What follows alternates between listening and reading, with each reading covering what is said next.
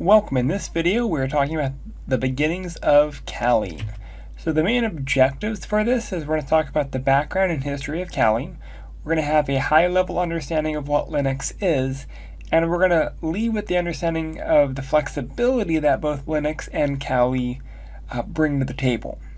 So let's talk about background. Kali is based on a number of things. The knowledge and experience of the industry and the professionals that have come before them. That's really the big push for making Kali as good as it is.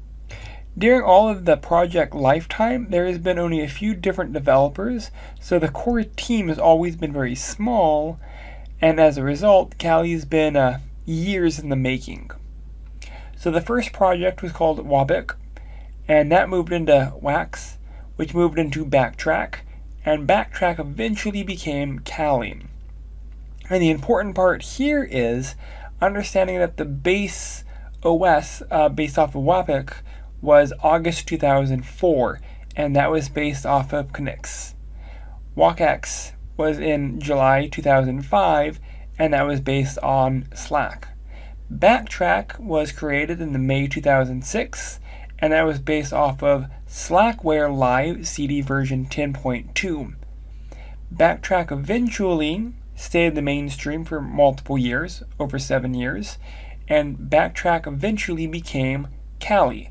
Kali, what we know of, it was basically born in March 2013, and it was based on Debian 7 Wheezy version. So you can see it's been almost 20 years since it was created. So the nice thing is, with each version of our Linux distro for Kali, we've actually included and removed certain concepts, certain features, certain tools. Each iteration basically has the ability to remove tools or add tools and additional features as that group determines. Again, each major release, the developers decide kind of what to add, what kind of not to add, and again, you can find a version of Kali that has X tools, and the next year's version, those tools may not even be there. The ability to install them still exists, but they're not there by default. So a common question I get is, what is Linux? Numerous Linux systems are out there. Linux at its core is an operating system. It's a kernel. It's more than that. So the general term Linux, we're going to call a family of operating systems based on the Linux kernel. So next question clearly would be, what's a kernel? Well, the kernel is the main part of the operating system. This is going to be what allows for the interaction and control access to the actual hardware. So we users don't directly deal with the hardware. We deal with an abstract software layer that allows us to tell the system what to do. The software will interpret that into processes, and those processes interact with the appropriate hardware so that we're able to do what we need to do based off the hardware availability and resources. The kernel has 4 main jobs. Memory management, and this keeps track of how much memory is used and what's stored where. Process management, this determines which processes can use the CPU, when, and for how long. Third are the device drivers. They will act as a mediator or interpreter between the hardware and the processes.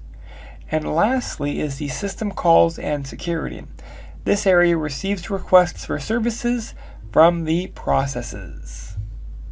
If everything is done correctly, the kernel should be invisible to the user, working in its own little world known as kernel space. This is where it can allocate memory and keep track of everything that it needs to be done. The user will see nothing. So the user could interact with like a web browser or a text file and never actually seeing the kernel. It will interact with what's known as system call interfaces, SCIs, but the user won't actually interact with the kernel directly. Essentially, we can think of the kernel as a very busy person, and they assist for a very power executive, the hardware. It's the assistant's job to relay messages and requests, the processes, from the users, that's going to be us, to the executive. So to remember what is stored where, that's going to be memory, and to determine who has access to the executive at a given time and for how long, that's going to be the schedule.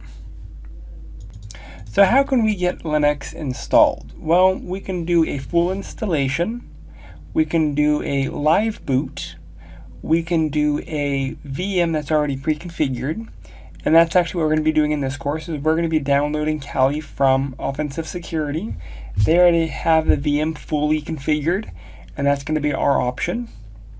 But again, Linux in general is pretty flexible. You can pretty much get a version of Linux to run on almost any hardware.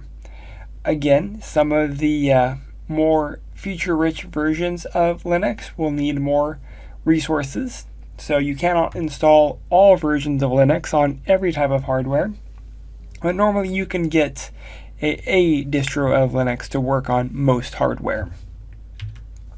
So we're going to be looking specifically at Kali Linux, and it has a full-featured set of tools that are available. Things like vulnerability, password cracking, exploit analysis, and so much more. So normally to view a full list of tools, you can go to tools.kali.org, click on tools, and you can see all of the tools, and they're actually already organized for you. Information gathering, vulnerability assessments, wireless attacks, web applications, exploits, stress testing, forensics tools. And again, these are pretty in-depth type tools that we can explore and use for analyzing. So again, the tools are there. All we need to do is go through them so we have a better understanding of how to use them, so use cases. So I actually do look forward to working with you throughout this course and getting you more familiar with Linux. Thank you.